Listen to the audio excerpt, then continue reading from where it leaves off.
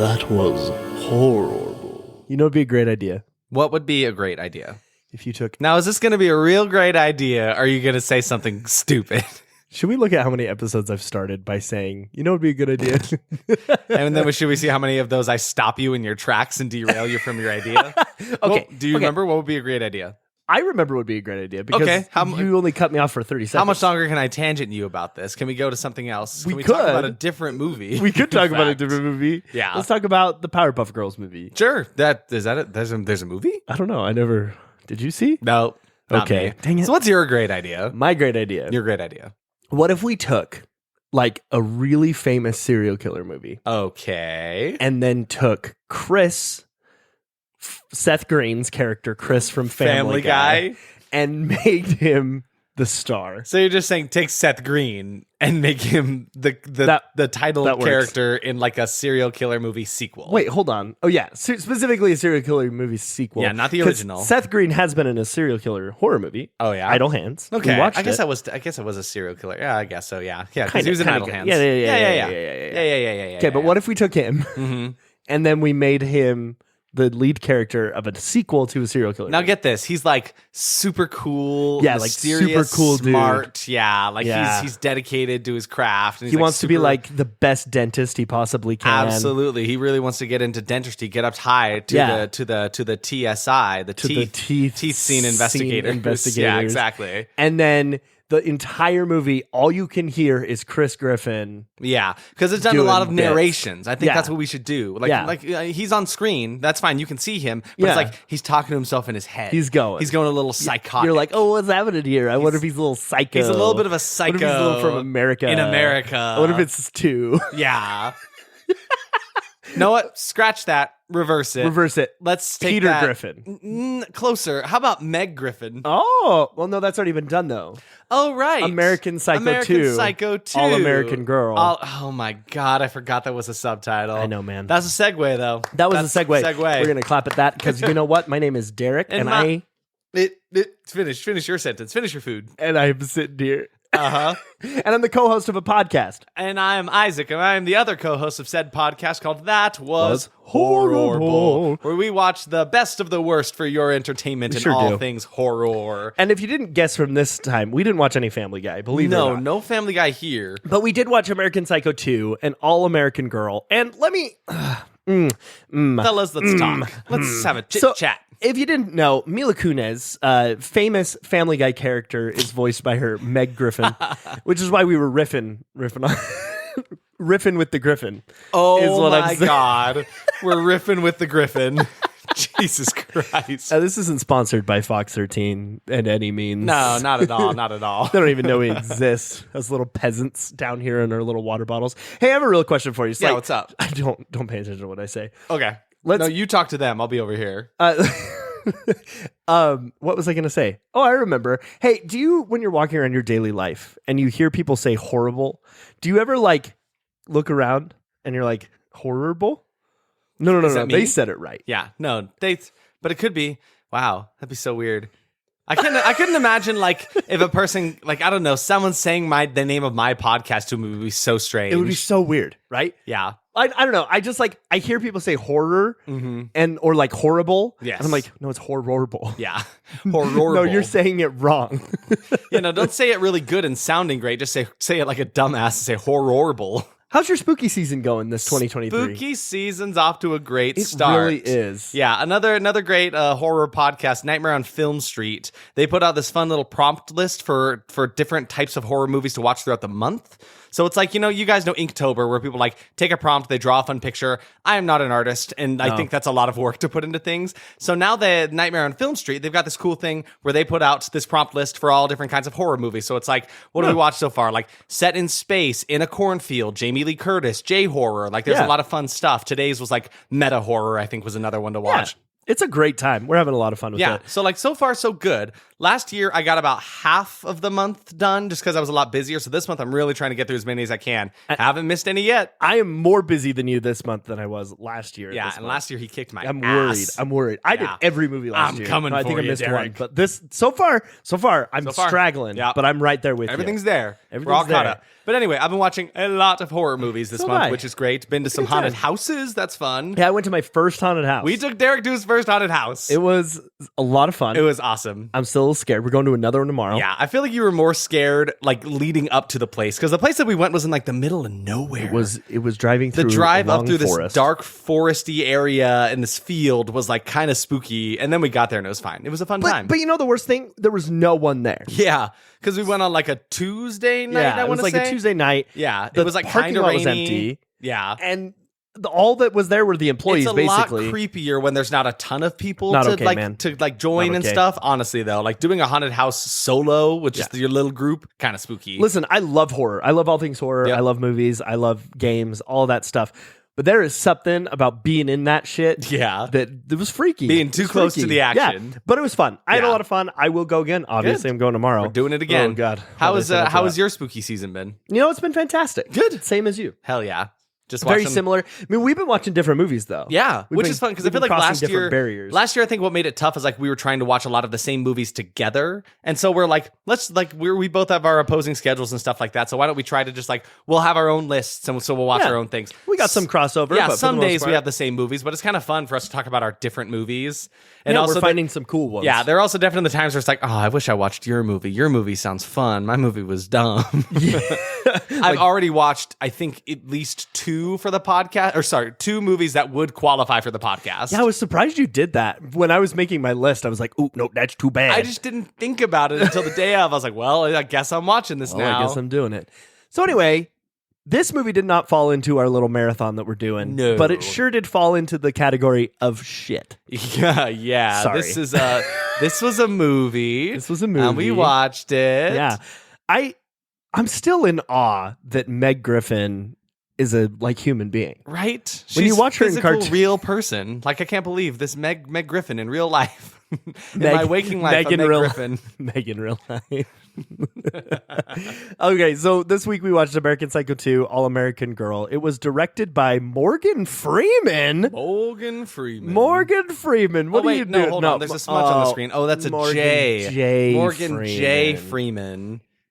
Like, Wow. this guy has to be younger He than looks the dead Morgan inside. Freeman. Like, his parents had to know when they were naming him, right? I mean, absolutely. Well, let's find out. Let's take a look. When did Morgan Let's take Freeman a stroll into the hourglass and check out the time, and we'll do the math on all of this, right? When did Morgan Freeman rise to power? Morgan Freeman rise to power with his powerful, booming voice as God? When did he drive Miss Daisy? When did that?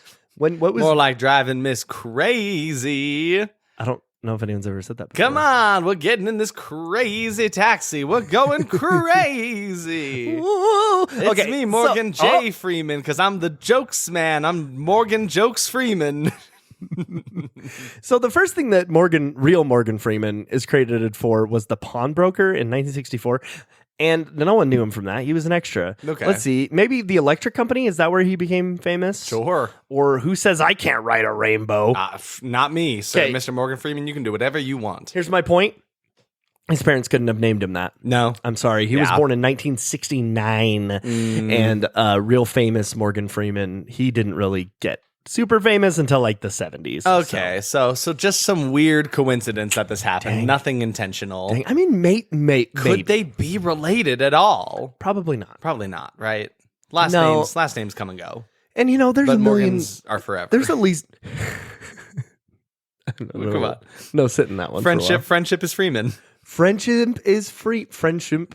Morgan, Friend shrimp. Morgan is forever. Friendship is Freeman. There it is. That's it. That's it. That's the one. We can move on now. Yeah, we can go now. You ended the bit with The that bit's great over. statement. Yep. Now we keep going. So tell me about Morgan J. Freeman. What's I he would doing? love to. So Morgan J. Freeman, he's got a bunch of awards and nominations. Morgan Jeffreman. He, okay, I'm kind of confused though. He hasn't really done that much. Mm-hmm. He isn't super famous. I wonder why. This movie was so awesome. Yeah. They wouldn't just hand him movie after this. Are we sure about that? I mean, that's what I was thinking too, man. He did things like Hurricane Streets and Desert Blue and an episode of Dawson's Creek. All my Episode of Dawson's favorite Creek. Things. Yeah, no, he has not done anything worth mentioning. And that's all. okay. I'm okay with that, I think. He doesn't need to do anything more. All he's won awards for like basically two things, which was, I don't even know, Just Like the Sun, whatever that is. I don't know. My point is, he's kind of a small, not really known director. Yeah. So that's why he did this movie. That makes sense. Yeah, they handed him this. So like, you can have this one. You can take this one, bud. He's like, oh boy, I'm a new director. It's me, Morgan J. Freeman. I wanna be a big boy director. They're like, all right, Morgan J. Freeman. All right, Morgan J. We'll Freeman. see what we can hand you here. All right, we got. I'm going no, into not the this movie. one. No, that's too good. No, we got American Psycho 2 in the pipeline. Well, no, see, what actually happened is they handed him a screenplay for The Girl Who Wouldn't Die. The Girl Who Wouldn't Die. And then they were like, hold on, no, that kind of fits in the American Psycho vibe. How? We own the rights to American Psycho. It's us, Lionsgate. It's us, Lionsgate. Let's attach that name to it and change some things around. Okay, that's a great idea. I don't understand what the plot of The Girl Who That actually Wouldn't happened. Die would be. Like what? Like that doesn't make sense because that doesn't happen in this movie. She's not like invincible. She can't not die. I don't know. I think we watched different movies because the movie I watched, it was about a girl who wouldn't die. It's so stupid. What a crazy idea to take this. So like, this is close enough. Let's add, the Psycho character, Patrick Bateman, American Psycho character, and then now it's a sequel. And now it's a Ta-da! sequel. I mean, obviously, that's the great idea, right? Apparently, it was actually completely denounced by Bret Easton Ellis, too. Yeah. Count Trivia probably has more about that, but he is credited on IMDb as one of the writers. The poor Do you man, think because he wrote the novel, right? Yeah, he wrote the novel, and he did the writing for the original movie. Oh my as God. well. And there's a part in the very beginning of the movie. She was like, she talks about Patrick Bateman as a character. They're like, yeah, he's pretty famous. I think they wrote a book about him, only in America. I'm like, my good God. Lord, this sucks already. And we can get into that when it comes up. But God, I hated it so much. I mean, Scripty Scripto actually apparently has the script for that part. He can. Why would he bother? He can read it to you. Uh-huh. So Why? What? Why? Why would you bother? Why would you Because bother? it's his job and he's getting paid for it. That's true, Just yeah. because he's the Necronomicon and a physical manifestation of it. in a Muppet. Scriptonomicon? Sorry, Scriptonomicon. All right, so this movie was written by Alex Sanger and Karen Craig. Okay. Yeah, again, nothing. They are just bare Nada. bones. Yeah. Nothing to even talk about there. Yeah, kind of all tracks. It all makes sense. It I'm fairly all certain this was like a makes sense. straight to DVD kind of movie. Oh, really? Yeah, That think. would explain why the next thing I'm about to say Oh. had a budget of $10 million, can't find the gross, which Yeah. usually means it was a direct-to-DVD Yeah, situation. I think this was absolutely a direct-to-DVD situation because no film, no theater would want to touch this movie with a 10-foot pole. No one would want to touch this movie with a 10-foot pole. Period. Rotten Tomatoes is sitting at 11%. Ooh, yikes, that's rotten. Derek, that stinks. It's stinky. It's rotten. Get it out of here. The audience score is even higher with 18%. Well, that's honestly a little high, in my opinion. It's a little high up there, but it definitely is still worth that. I do feel like that's a lower score for most Rotten Tomatoes, though. I feel like for the most yeah. part, we're looking like the audience is at least like 30 points apart. Yeah, But and I mean, like, there's a good agreement here. We've been hitting a couple high hitters as of late. We've been creeping up to 40 you're right. lately, doing like 35, 36, 37. And so now it's like, let's come back to our roots. Let's remember who we really are. Let's self-reflect and come back there into it the is. horrible horror boys where There we it is. watch movies that make us feel bad. There's Meg Griffin. She's And there's talking Meg to Griffin. me. She's there and she's talking. What is she doing, Derek? So much. She's just talking. murdering people. She's murdering people. Wait, she murdered someone off camera. What? Wait, two What? people are dead now? What happened? I don't know. I missed that. Oh, yep, that was weird. Well, okay. That's fine, I guess. Oh, Meg. Aw, Meg. Shut up, Meg. Oh, my God. All right, Letterboxd is sitting at a 1.6, and IMDb is a little 3.7. No. Not a lot of good. Fairly deserving, I would say. Yeah, I feel like this is one of those movies that kind of drained us of our will to live. Yeah, I'm a little drained. You took You me and can't I'm tell. a pickle. I'm a pickle full of my juices, and you took me and just went because I'm a good crunchy pickle, and all my juices are gone. It's spilled all over the floor. Great. Now I got to clean up all this juice. Derek, get in here. I'm gonna clean up all this juice. Did you drop a pickle Yeah, again? I dropped my pickle again. Now I'm coming on in. I'm all juiced out. You got the can? Thank you for this pickle. I'm going to go take it to the other room. I'm going to drink it up. The best part about this is I don't know what the hell these oh, don't drink the juice. It was all over the... I have ascended. What? I have ascended. That's my pickle juice. Wait, I want the Ascension pickle juice. Give me my Ascension juice. No, it is pickle time. No. Pickle No, time. I am pickled. Now my head pops. The best part about you doing those sound effects for cleaning up the pickle juice is I don't know what the hell you were doing. What do you mean? So can you give me a play-by-play what you did? Boop, boop, boop. Okay, you're walking up. Yeah. Yep. So I'll say it. You guess what it is. Okay. Boop, boop, boop. Yeah. Quick, quick, quick. Are you like turning a valve? No, I'm opening the new jar. Okay. Oh, so this new jar. Okay. I was close. That's what that is. I thought you had like a vacuum or something.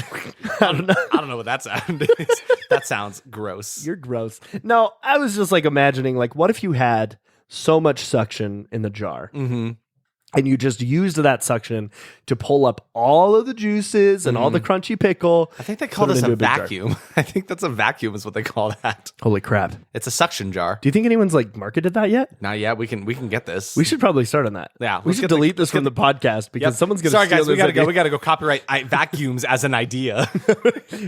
I just imagine off in the distance you just hear clanging. Clink, clink, clink, clink, clink, clink. I think I did it. I made something that sucks. I've made a breakthrough.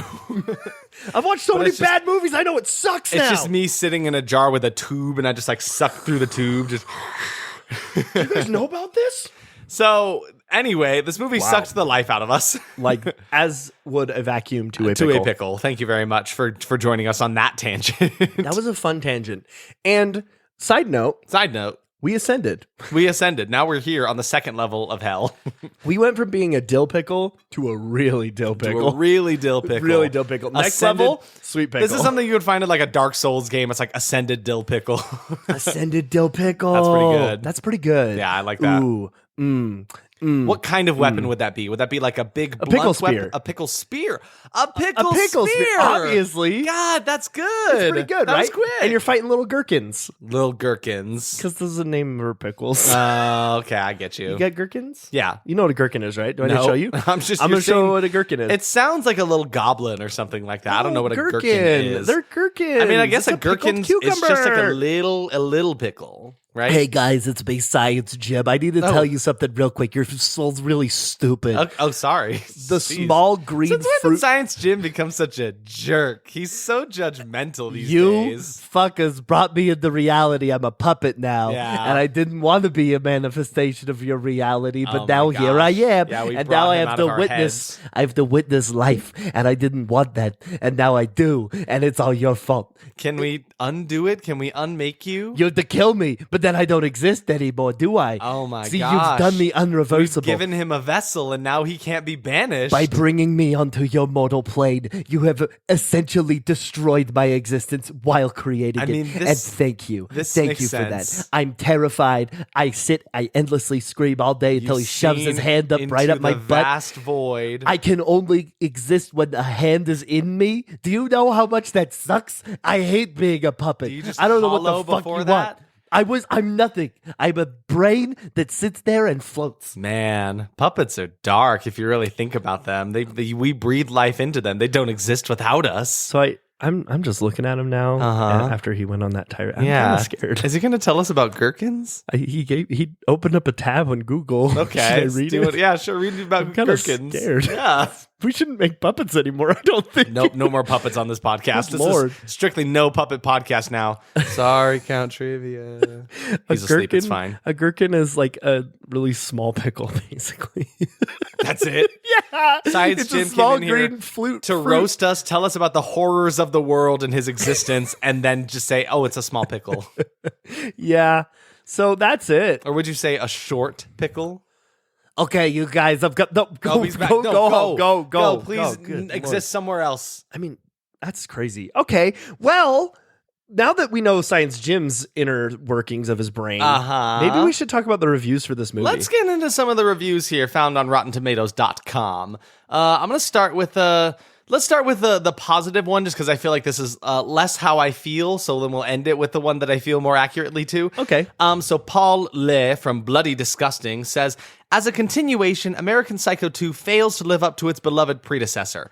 But as a campy and quirky, good-for-her comedy with a slasher element, that is something that disparaged sequel has going for itself. Okay. Yeah. Almar Halfidization. That's it. That's the one. Sorry. From BBC.com said, this stuck pig of a movie flails limply between bizarre comedy and pallid horror. Yep. Rob Gonzalez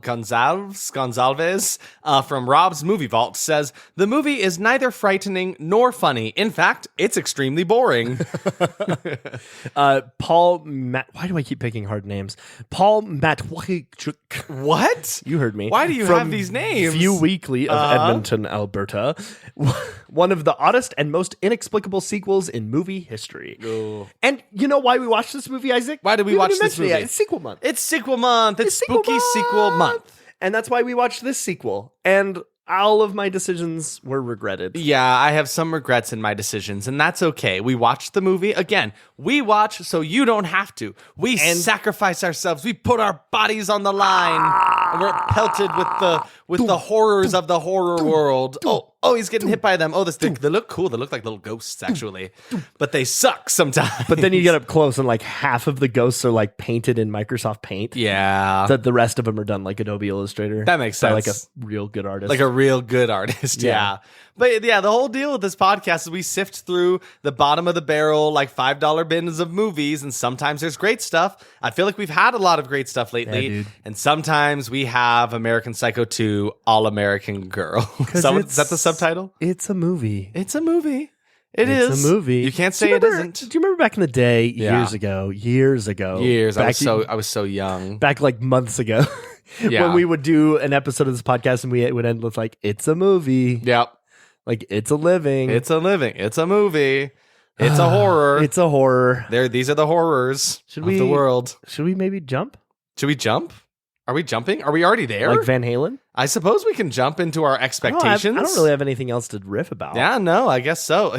See, that's the unfortunate thing. We want to come in here and give you guys entertaining episodes that you want to listen to, but that sometimes depends on the movie itself being entertaining. 100%. And sometimes, 100. like Rob Gonzalez says, it's extremely boring. And sometimes, like Science Jim says, take me back, kill me. Okay, so I'm going to talk about my expectations now. So my general expectation for this movie was that I don't think I'm going to have a good time. What was your general expectation? I think I'm going to have a decent time.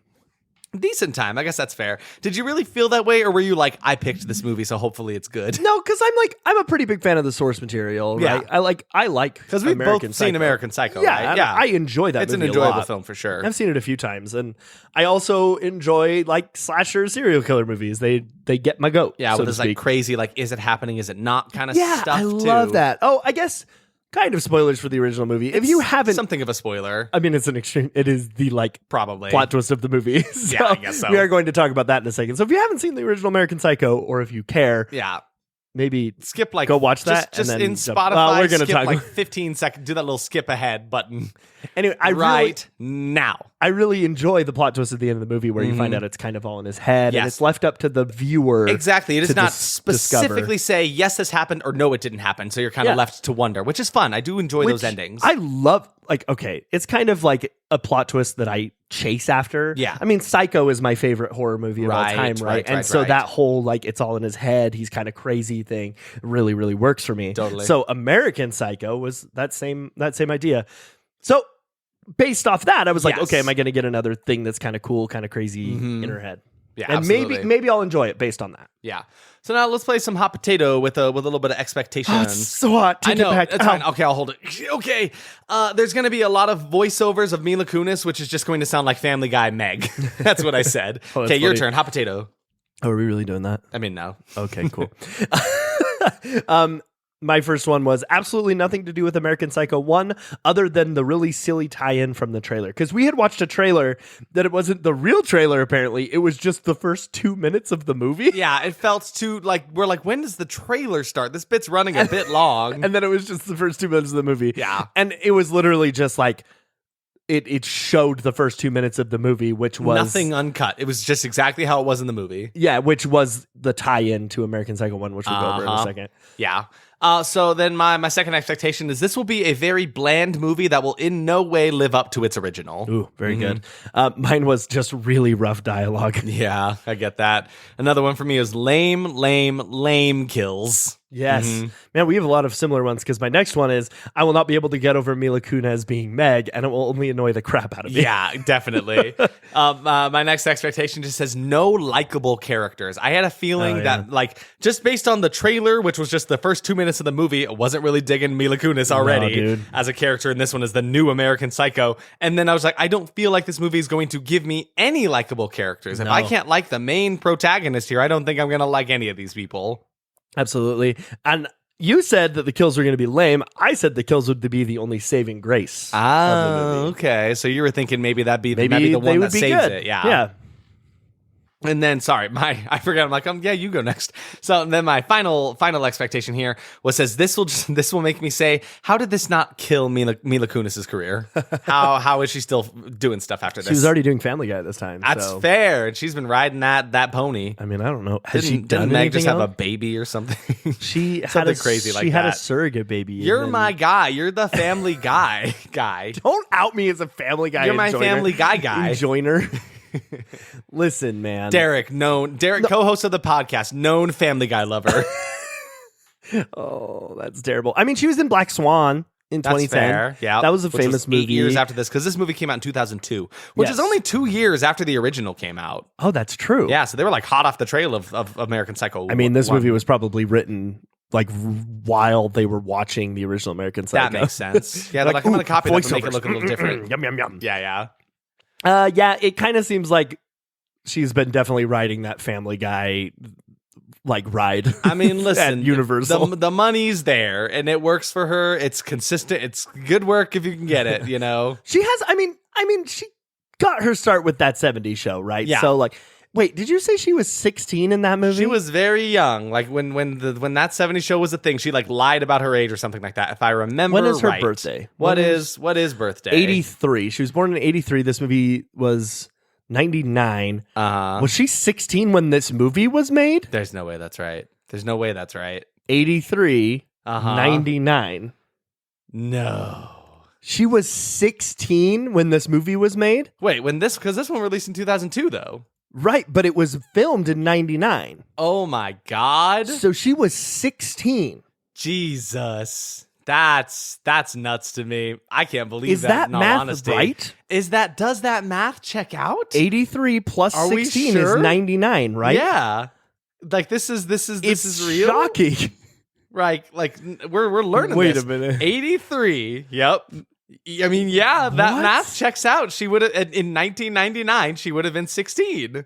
Oh my God. She was 14 when she Wow. started on the 70s show, and Good she pretended to Lord. be 18. Wow, that's even a bigger jump than I thought. Oh my Sheesh. God. I mean, good for her, Good I guess. for you. Getting work at 14. So this was one of her first roles then. Mhm. I mean, okay, no, it wasn't, but it was one of her first like lead roles. Yeah, that makes sense. Wow. Anyway, she was in this movie. That happened. I'm sorry. I'm like a little shocked right now. Well, I shouldn't just degrade her career down to the gross little Family Guy TV show because she has done a lot of other things, but for the most part, you know, that 70s show and Family Guy are the things that this is what she's known for, you know, those are big things. kept her going. Her claims to fame. My last expectation was it will try way too hard. Yeah. Way too hard. I get that. I totally have that same feeling too. Shall we? Do you have one more? No, that's it for me. Make one up. Shall we? I predict that this movie is gonna suck my soul out like a pickle, and I think I was right about that. Can you imagine what it sounds like to be inside of a giant tube? Yeah, what's that gonna sound like, Derek? Ooh, some pops. Yeah, that's when your head explodes because you're inside Oh, of a geez. giant Okay. tube. Yeah, I guess that makes sense. Yeah. I'm trying to think of like a clever way to get into this movie. Not. There's just no clever way. Let's just Shall we summarize the open up- movie in shall we 2 just minutes and Open then up go a page. home. Open up a page in this book. Oh, cool! American Psycho. Wait, there's like a little attached section here at the back. It's written in crayon. They call it American Psycho 2: All American Girl. You know, Which is funny to me because it doesn't say that on any of the posters. No, it doesn't. All of the posters just say American Psycho 2, but then some places you find it says American Psycho 2, All-American Girl. And I kind of hate it. She's an all-American girl from an all-American world, and she can't wait to get away. Yeah. Do you know? That's the song Extraordinary Girl by Green Day. Oh, crap. I just got to demonetized. Oh, shit. Oh, What damn. have I done? No, I thought you were going to sing something like from the Book of Mormon, like the All-American Prophet. Have you heard of the All-American Girl? Period. Oh, I get it. I get what you're doing. Yeah. I thought you meant like from like the church No, songbook or something. Sorry, from the no, musical. not like a hymn or something. I was so lost. I was like, "What? Why are you riffing right now?" No, okay, so let's get it. Let's just start Clara this was my movie. babysitter. I was 8 years old, naive and somewhat trusting, but all was about to change. Some babysitters take you to the movies or rollerblading. Mine brought me down a date with a serial killer, Patrick Bateman. Patrick Bateman. He was a serial killer. My roommate took me on a date with him. Derek, what you doing there, buddy? I think you wanted a song, but you've actually got in front of you, as Scrippy Scripto provided for you, the script to the opening monologue of this movie. Derek's dead. He died. That was so stupid. Oh, my God. So yeah, that was just the opening paragraph to the movie. The trailer was literally just the first 2 minutes of the movie. Yeah. So like little Mila Kunis is tied up to a chair while the Patrick Bateman is cutting up her babysitter, who's across this dining room table from her, also tied up and stuff. Okay, I did not notice that was what was happening in the trailer nor in the movie, and then you mentioned that's what was happening. It just looked like he was like laying over her legs doing something. What'd you think he was doing? He's a killer man. I thought he was untying her to like let her leave. Nah, He's a nice guy. Patrick Bateman, no nice guy. He's like, I've had a change of heart. You get on out of here. Yeah, that's right, Jared Leto, leave. So this is one thing we can just go right off the bat talking about.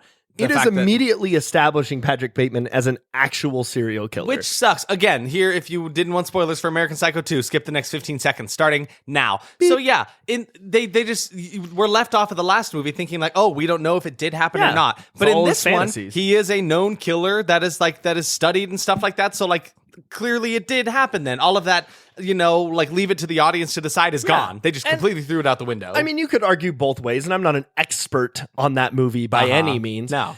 But like, still, let us live in that like existence, right? Don't make a sequel and just like completely retcon that idea. I was kind of sad that they did did that. I'm like, okay, cool. Yeah, I guess I'll do away with all of the first movie, I guess. Thanks for that. This is a sequel that should add it. I feel like sequels should add to their predecessors, right? Like, I feel like they should not take this cool thing and just kind of shit on it and be like, yeah, no, we're just going to do this now. We're kind of retconning all of that. Like, okay, cool. And I didn't put it in my expectations, but I did have like a general expectation for this movie where I was thinking it was going to be like a similar plot in a different place. Yeah, right? That's the vibe that I got. That was the vibe I got as well. I thought it wasn't going to be connected to it at all until we watched the trailer. This is one of those rare instances where I'm disappointed it's connected. Yes. Right? I didn't want that. I don't want to look at this movie and be like, okay, well, Patrick Bateman was a serial killer, and he went on and did more serial killings after this movie. Like, I don't want that. If they had done it a different way, then I would have been like, yes, I would like for it to be connected to the first one, right? Clearly, it's a sequel to it. Why shouldn't it be? But then they went about it the worst way. And then the guy they had to be Patrick Bateman in this scene was obviously not Christian Bale. Could not have looked less like Christian Bale. Couldn't have looked less. And they like put a weird bandana or something over his face. It just looked strange. It was so bad. Like, they tried to not have a lot of shots on like his whole face. There were some shots where it showed like pictures of him, and they clearly were not pictures of Christian Bale. Yeah, that was another thing that shocked me. They have have the rights.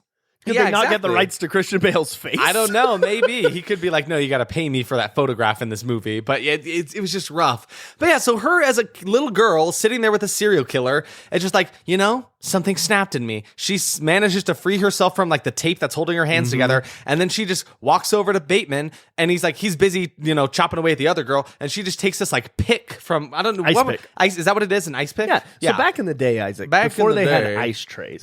So back in the year 2000. Yeah. So like, but like the machine makes the ice. I don't understand any other way to make the ice. So ice is actually here. What? Yes, it's be science, Jim. Oh, God.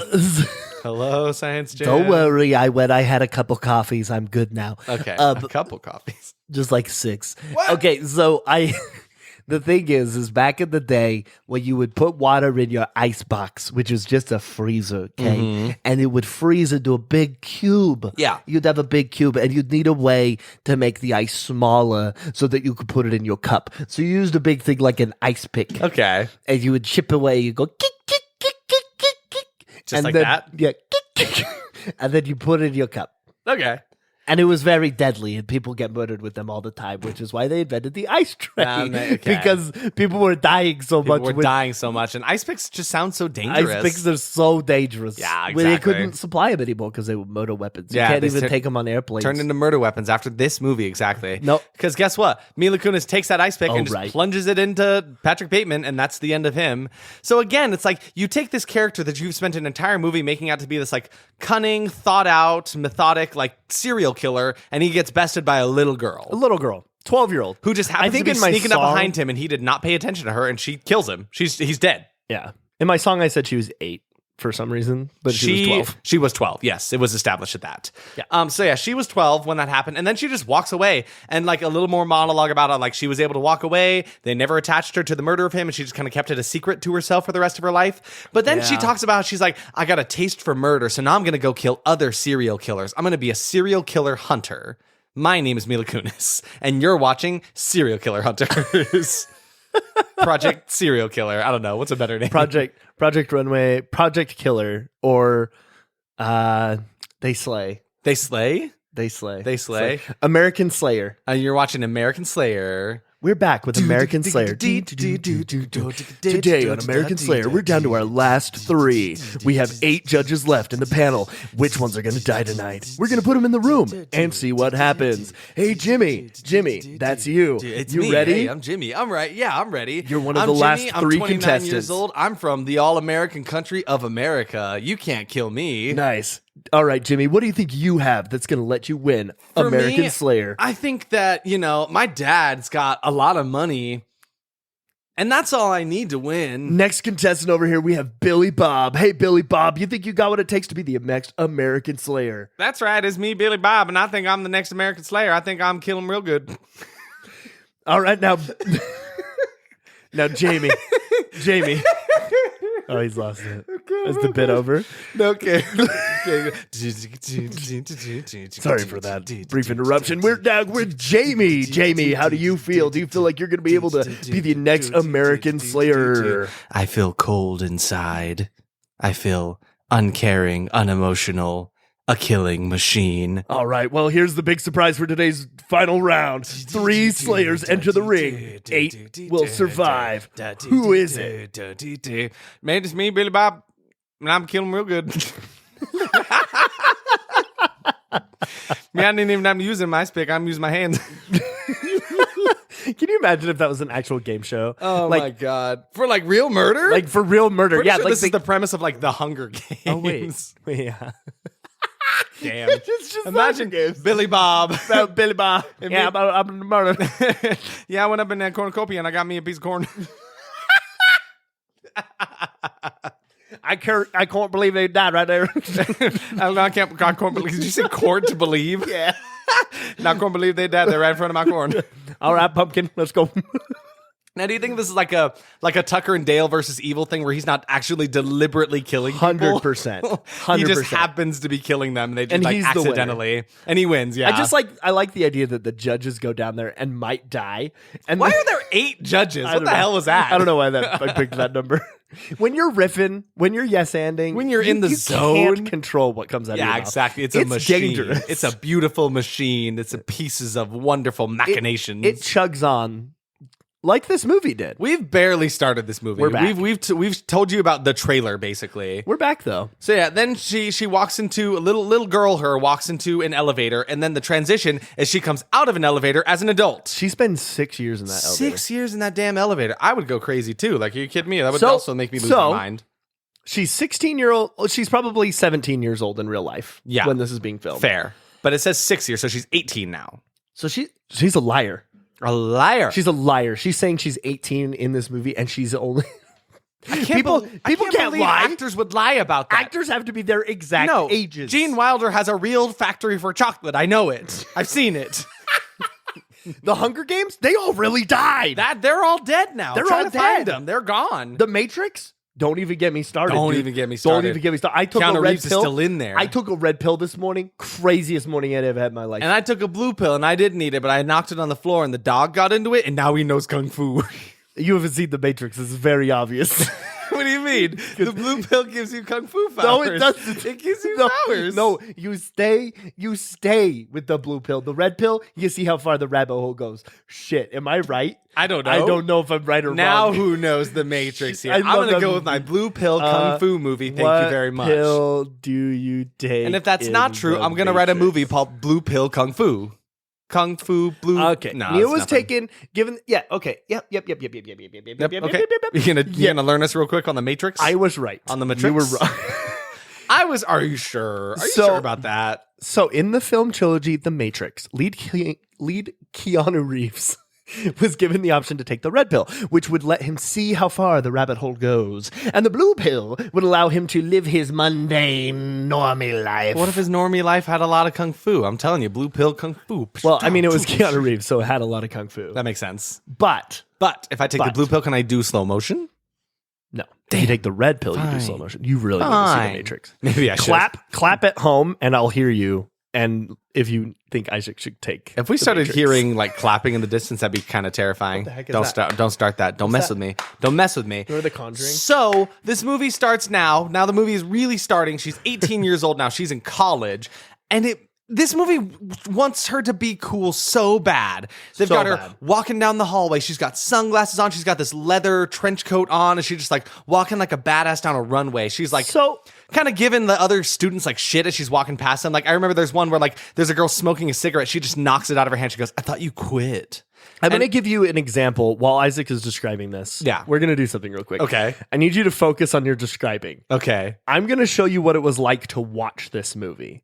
Pretend that my voice is Mila Kunis. Okay. So what am I doing? I'm describing. Just keep going. Okay, yeah. So it really wants to make her look cool, but she's the next so 6 years of my life were a blur. It just wants My her to parents wrote be me off something that she is emotionally. not. My mom became a raging at all. alcoholic, and my Yeah. dad was busy And fucking he wants her the to be secretary. so edgy Pretty- too. pretty It's like, what cliché, the huh? hell is this? Why are we Cliché. getting this like? So Cool, here I am today, ooh, attending the I'm so motion of the bad. I had radio, this subjects tortured programming past. I nature. killed a serial killer. Here they focus on profiling the art. Okay, so my point Yeah. is, she Yes. talks this entire movie. Yes, and does so not shut up. One of my first expectations is totally right thus far. It is all like voiceovers, and guess what? All of it sounds like Meg Griffin. How many times did I say "shut up, Meg" during this movie? Oh, too many. Too many. Because, like, honestly, though, it didn't bother me. Mm-hmm. It doesn't bother me in other movies. Like, what's that movie with Morgan Freeman and the freaking what's his face Bruce Almighty. in the prison. Shawshank Redemption. That one. Yeah. That movie's all voiceovers all the time. And I love And it. it can work. But in this one is not. I feel like they do so much talking around Mila Kunis' character. Like I feel Yes. like they talk a lot about Yes. how cool she is and how mysterious she is, but her actual performance in the movie is nothing like that whatsoever. No. Like the character, they're basically talking about a different character from some other movie. I'd watch that movie, but it is not the character they're talking about Mila Kunis playing right now. Yeah, man. Yeah, it's really, really stupid. And so her goal right now is to get in real close with William Shatner. He's here. Willie Shatty. Yeah, his name is Professor Starkman, and he's a Willie professor Shatty. here who talks. I don't even know what he actually teaches, but he talks about serial killers. Well, he used to work for the FBI, so Yeah. everybody wants to be in his class. He's so like that they the can most move up to the FBI. Yes, because he was like one of those prolific like serial killer hunters. The only one that eluded him though was Patrick Bateman. And that's after that he quit the force, and now he's just a professor teaching students. But apparently, there's this weird thing that never made a lot of sense to me. But so. If you get to apply to be his TA, right? The teacher's assistant. It's a pretty mundane job, right? Usually you just help grade papers. You grade papers. There's nothing incredibly fascinating about this. But apparently, according to all the students in this class, that is the fast track to go to Quantico and be a member, like an agent with the FBI. Yeah. Like, what? How does this make sense? What is that pipeline? That doesn't make any sense to me. I thought it was so stupid. It was such a stupid premise to have as like the entire basis of the movie. And that's her whole purpose. And it's kind of like her whole purpose as a person. That's all she's like tunnel vision on going to be an agent for the FBI to hunt down serial killers because that's kind of what she got the taste for, right? That's it. She's like, I'm the smartest here. She's like, I got the highest GPA. I'm the most qualified. I have the most experience, she says, as someone who has killed a serial killer, which is really strange. But yeah, so that's the premise, is she really wants to get close with this teacher. Meanwhile, she's got some competition because one of the students Shatner is sleeping with. Yeah, Starkner is having some little affair with Cassandra. And that's not just us being stupid. She pronounced her name Cassandra. Yeah, so, it's pretty terrible. Because it's just nothing wrong with that name. It just sounds so pretentious when you say it the like way that. that she said it, and they said it around like her. Cassandra, was what that's fine. I could hang with a Cassandra, but a Cassandra. Now listen, we're gonna offend some She people. drinks like some fancy water and like with like a little lemon spear in it, and she has to drink it out of a silver shoe with her at little 3 a.m. with her little like acai bowl, Acai bowl. Anyway, we could have riffed more, but we're not. We could have riffed more, but yeah, we're saving you because we have to get through the rest of this bad movie.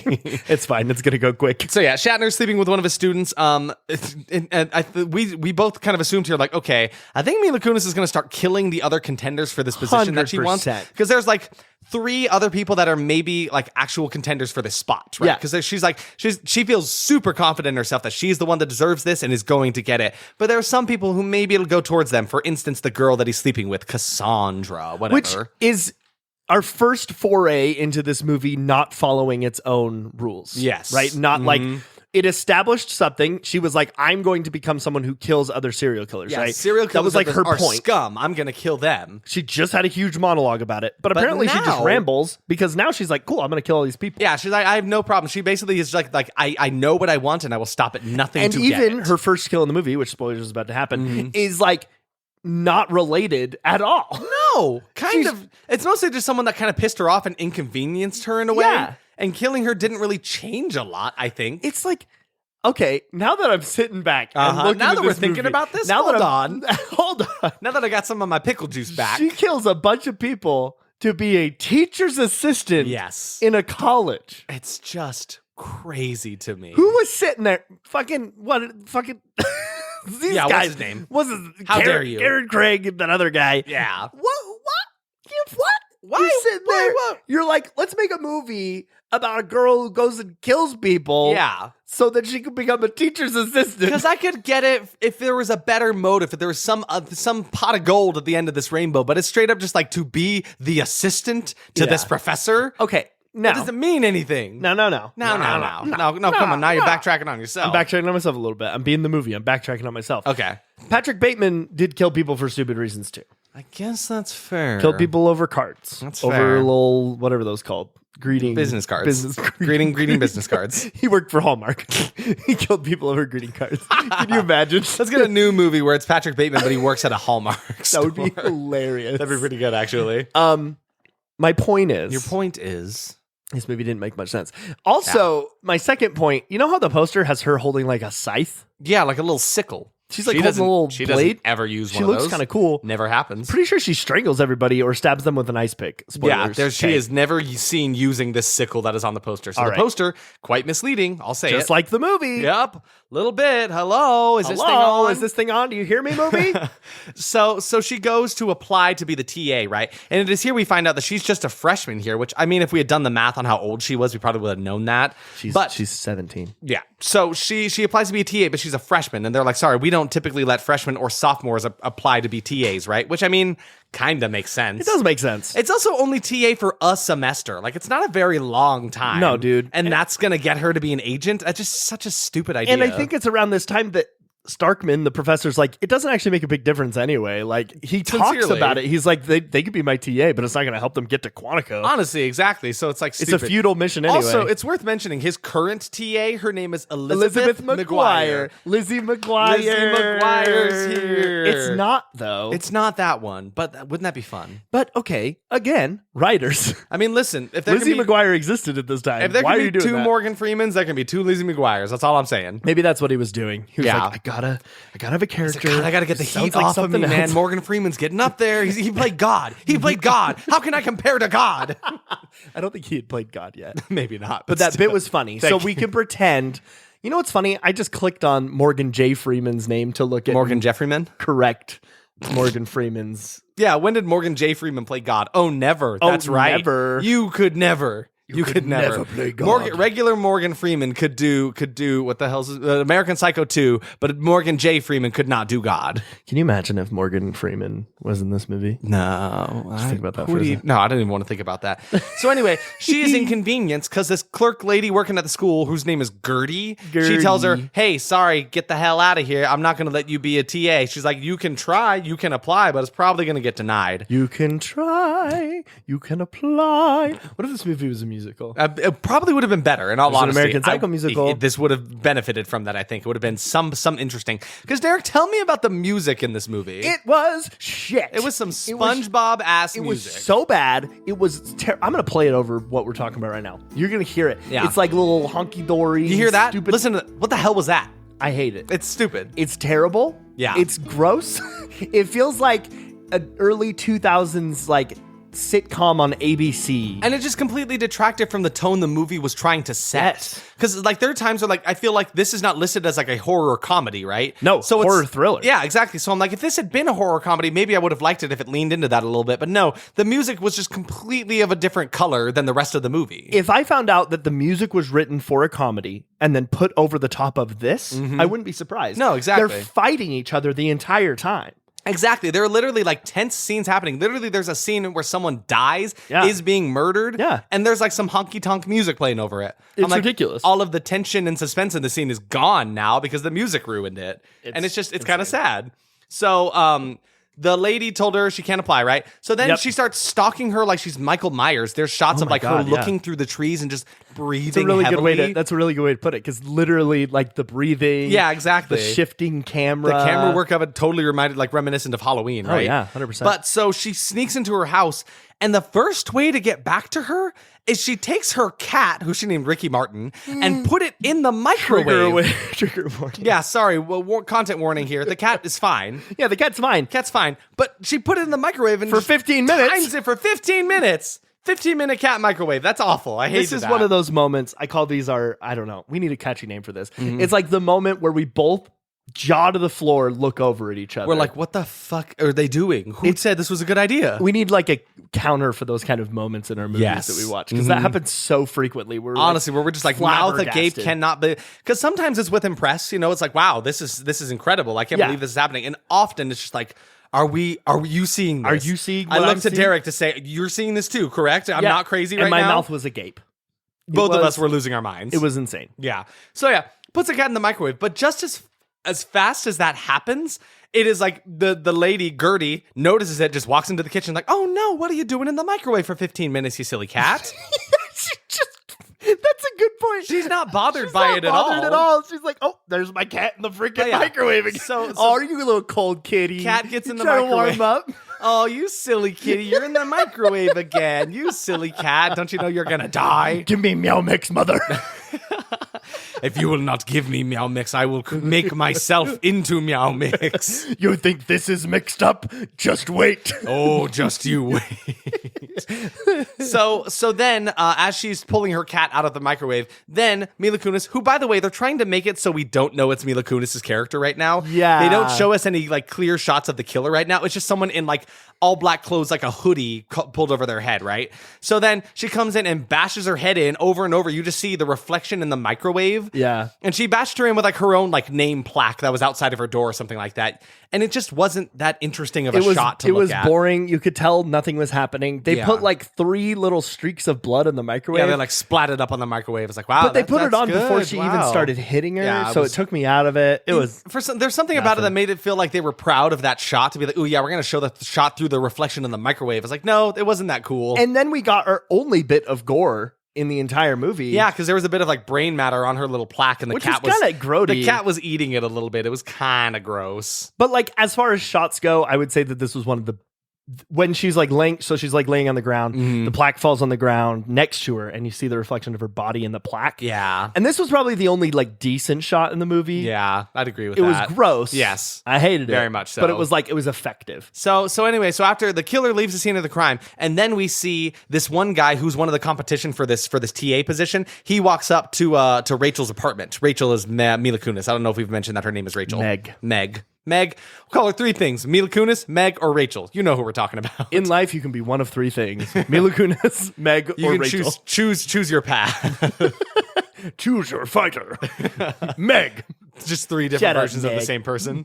Oh my God. So anyway, so it shows one of the guys from class, his name is Brian, walking up to her dorm room, and he's kind of dressed similarly to how the killer was. He's that kind of got the hoodie pulled up over his hood. It was the exact same costume. So they're trying to give us a little bit of misdirection, thinking, oh shit, because right before Rachel had gone in and was told she couldn't apply because she was a freshman, he was in there and she was like, sorry, your GPA sucks. He's like, do you know who my father is? I'll have your head. Yeah. And so like it kind of gave him motive to kill her. So I was Yeah. thinking maybe they're trying to misdirect us and be like, oh, maybe he killed her. Who knows? Which they definitely were trying. Yeah. But then they dropped that completely. pretty fast. Immediately. Yeah, exactly. So anyway, Brian comes up to her house and or her dorm and is basically like, hey, so like you know as well as I know, we got some competition. So why don't we try to like form an alliance and try to like eliminate the competition? Again, the way he was talking made it seem like maybe he was going to kill them and he wanted someone to 100%. help him. Yeah. Again, trying to mislead us, but not doing a very good job. It didn't work. But yeah, and he's just kind of a sucky guy because at first he's like, am I the only one who thinks there's been a little bit of sexual tension between the two of us? Ugh, and as he's soon so as she's gross. like, no, he's like, yeah, no, I was just kidding about that part. But let's Just go on joking. let's go on a date anyway. So then he does. The two of them are out to dinner, and I can never tell if she's actually interested in him or not. I think it was all a ruse, all a play to get him the way weak. that Meg Kunis Rachel is acting this Mm-hmm. is so like lazy. Yes. It's the best way I can put it. it just feels lazy. Everything is one tone. Yep. She is honing in. She's like, I mean, she's fresh out of high school in real life. I so guess like that's fair. she's doing that A little like exhausted, I guess. maybe not even fresh out of high school. She's probably still in high school. Probably. She probably didn't graduate if she was 14. Yeah, and started. Yeah, she probably did school in like a Which is- trailer on the lot of the movie, Which like is they fine. do. Millions of people are successful for And not that's graduating. great for That's them. great. That's fantastic. That's not my point. My point is she's acting this like a middle school actor. Yes, Act, just saying words, just regurgitating lines, And you can that's tell it. Morgan J. Freeman when he was directing her was like, okay, now be a little creepy. Now be kind of creepy. Okay, yeah, Yeah. like kind of creepy. Okay, And wait, then put the pull it back sunglasses though. on. Pull it back. Oh, now you're so cool. Now Oh, you're so dope. cool. Now Yeah. kind of creepy. Okay, creepy. Yeah, I'm creepy. liking that. Okay, and cut. That's Cut, a wrap. That's great. All right, but we only did what? No, we only needed one take. We're one she's take got wonders it. over here. Yeah, she's incredible. Yeah. So at dinner, Brian is talking to her about basically how he's got enough dirt on a couple of the contenders to like get himself in. Because again, yeah. Dad's got big money. He's got the scoop on some things. He knows the girl Cassandra is sleeping with the teacher. So like he knows that's something he's got on her. And then he's saying he's also like his dad's working on like a little project for the school that's going to get him in pretty good. You didn't see that? No, I do. But it was like such a wasted plot point. It kind that I of completely it wasn't forgot even about worth mentioning. But he basically says he's trying to bribe her to drop out of the running for it with quote 7 digits of his family's gratitude. Like Jesus Christ. I hate to backtrack a little bit, but Yeah. we need to backtrack real quick. So in the scene when she's killing the lady with the cat, Killing Gertie. yes, over Gertie and Ricky Martin. the reason I found That sounds like a fun show. I'd watch that Gertie and Ricky Martin. That what I just sang was better than the entire soundtrack to this movie. Speaking of soundtrack, one. Okay. so during this scene, the reason I found it is I was scrolling through the script to find where we were to see if there was anything funny. Yeah. And I found the lyrics to the song that was playing over The the, lyrics top are of it. in there? Yeah, and it literally the entire song is this on repeat. Yeah. Bad things, dead things, sad things have to happen. Bad things have to happen. The entire time. It sucks. It's like 3 minutes The of that. soundtrack I'm to not this even movie going to was show you that garbage. song No. because You what I don't just deserve described, that awfulness. no one deserves to listen to that. It was so bad. I just think it's funny. We talked about it and like it seemed like it was just those lyrics. Yeah. You could see it on my screen. It's there. It is literally That's literally just all it is. 6 words. So they're at dinner. Brian tries to bribe Rachel, which by the way, it's Brian and Meg from Family Guy. Brian. So yeah, he tries to bribe her. She's not going with it, but they still finish the rest of the date anyway. And so then they're trying to get intimate back at her dorm room, and she's like, "Oh, you don't have a condom? It's okay. I'm just gonna go ask one of my friends for one." So she just goes down a couple rooms, gets a condom, and just kind of leaves him in her apartment. Even though I'm like, he seems kind of untrustworthy. Like he seems kind of sketch. I wouldn't trust him to just have the whole of my dorm room to his complete access, especially knowing the fact that she's hiding something in there. Oh wait, yeah. There's a pretty big thing she's hiding in there that we'll talk about later. Hold on, yeah. Wait a minute. And she's like, And she's like, no, it's fine. You can help yourself to my dorm room, whatever. But So that's anyway- just like, this movie doesn't trust itself. Yeah, honestly. So she comes back and he's like laying on her bed because she said, make yourself comfortable. He's laying on the bed and then she comes back and chokes him out with something. Yeah. And then you find out she choked him with a condom. 'Kay. She came back with the condom and choked him with it. And then says, ribbed for her pleasure. Oh my God. It was so It corny. was the worst facepalm moment I've Yeah. had in a very long time. Also, when she's trying to dispose of the body, she's just dragging it down some stairs. She's not wearing any gloves. No. Like, this No. woman thinks she's the smartest woman alive, talking about how she's going to go to Quantico and be an FBI agent. She cannot even do the simplest task of not getting her fingerprints on anything. Her fingerprints are all over this guy. Everywhere. She All wants to work for the FBI. Are we sure? Are you sure? Is she sure about that? I think she is a little sure about that. Her character is just so one-dimensional. And it's just like, and everything is like spelled out for you about her, but it's never actually true. And the entire time, she's just giving you the same monotone Yes.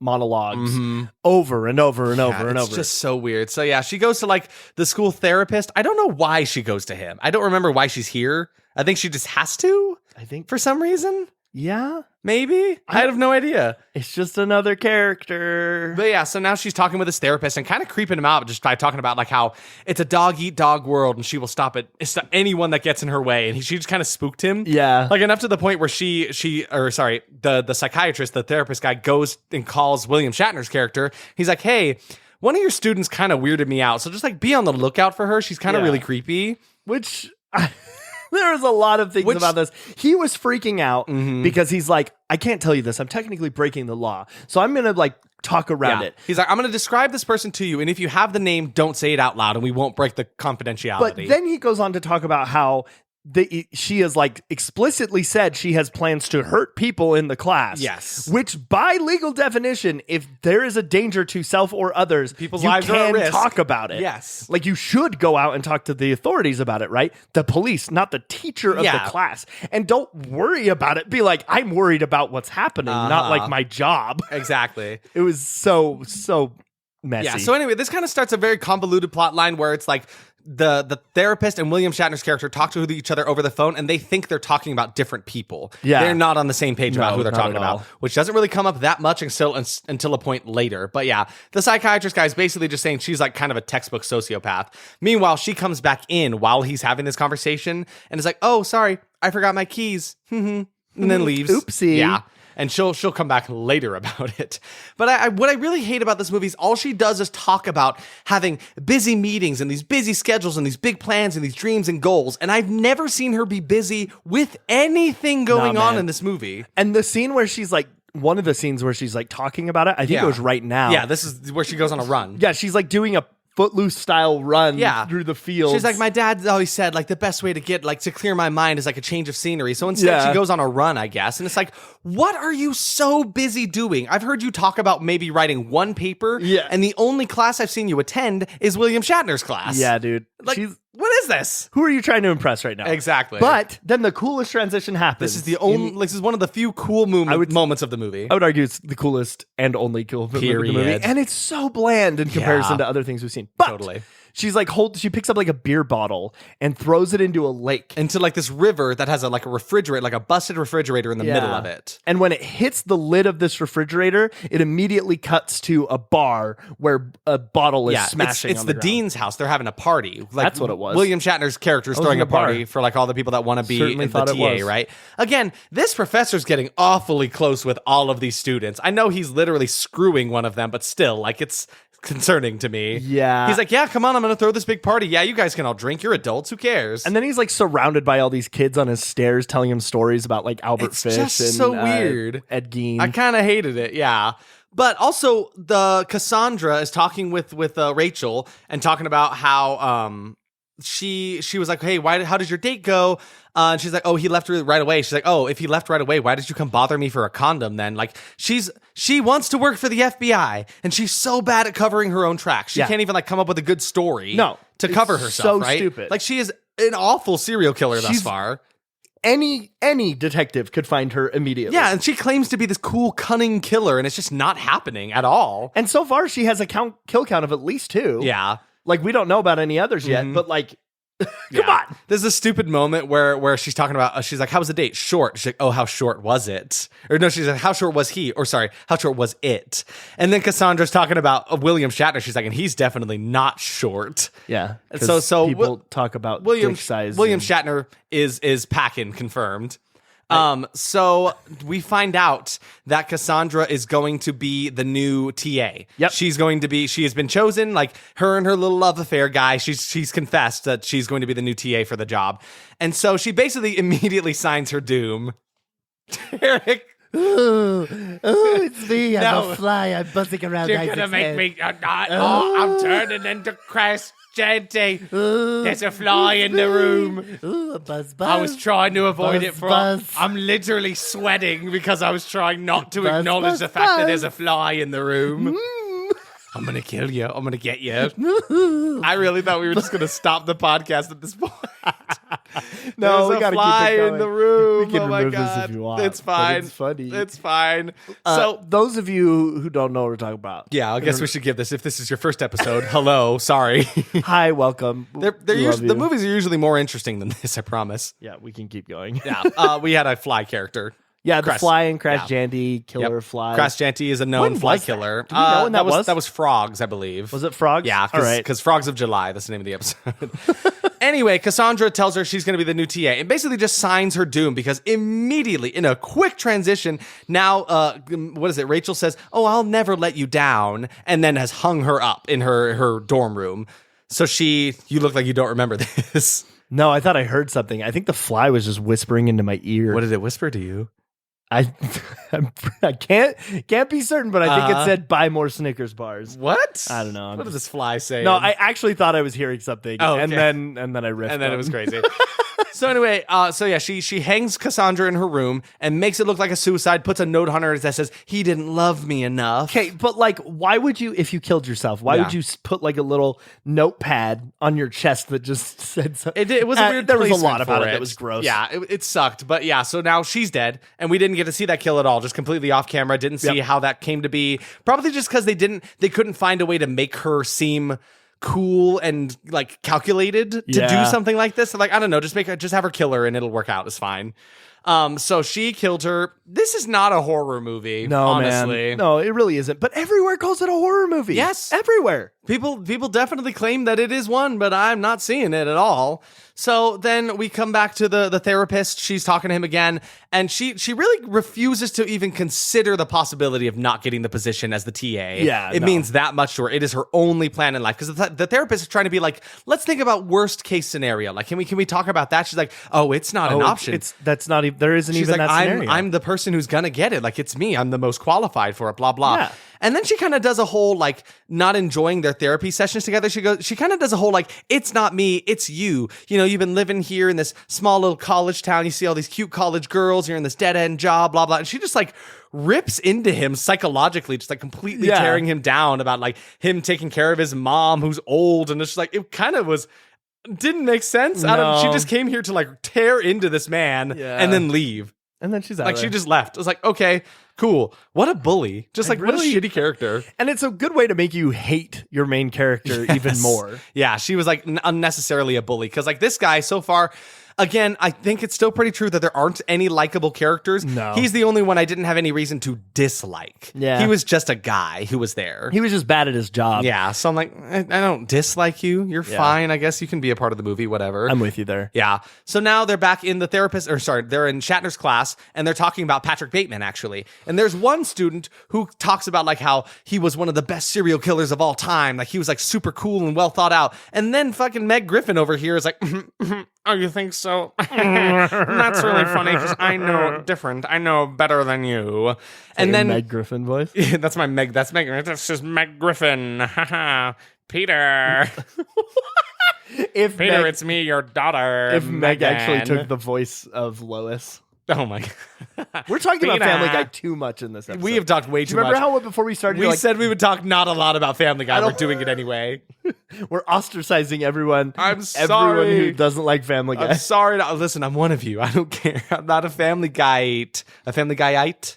Is that I'm not anything? telling you what we call ourselves. You haven't. Oh my God, I hate you Just so kidding. much. It was a joke. It was a bit. So she gets in an argument with this kid in class who kind of like, they have this battle of wits between the two of them. And then she follows him out of class into the library and she's like, this will not stand. He made a fool of me in front of the teacher. I cannot stand for this. So goes to kill him too.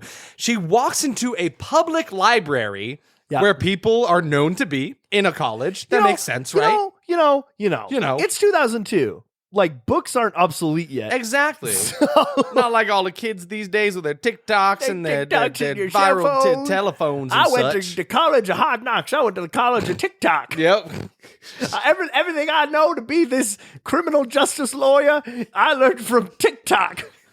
Yeah, and it's me, Billy Bob. I wrote my books in the sand. In the what? And I wrote my books in the sand. In the sand is what he's saying. But anyway, she goes to the library to kill this boy and has a small moment where she sees he's got these like twisted drawings that he does in his journal. Yeah. So like this whole time I thought he was writing notes in his journal. Instead, he's just like me. He's also fucked up in the head. And then but he's like, got to die. Yeah, she's like, it almost stopped me, but nothing's going to get in the way. And then wham, just pick nails him in the you. head with an ice pick. Again, you don't actually see that kill. Ice pick you. Ice pick you. That's nothing. Ice pick you. No, I it's hate something. that. It's something. No, it's bad. But it doesn't actually show the kill. It just like goes away and shows her slam her hand down. Yeah.